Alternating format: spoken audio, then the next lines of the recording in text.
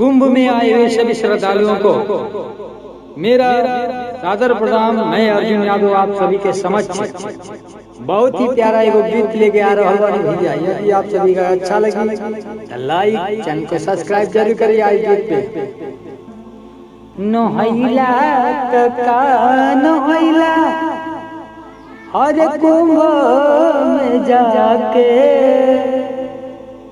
अरे नहैला का नहैला हर कुंभ में जाके, नहैला का नहैला गंगा नहाए के, नहैला का नहैला गंगा नहाए के।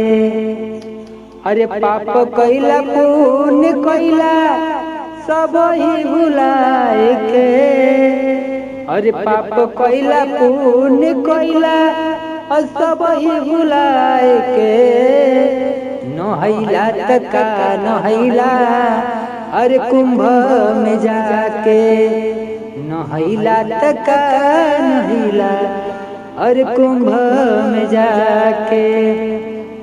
अरे माई बाबू के रोइला, अरे माई बाबू के रोइला बड़ा सयान होके, नहैला का नहैला कुंभ में जाके, नहैला का नहैला गंगा नहाए के।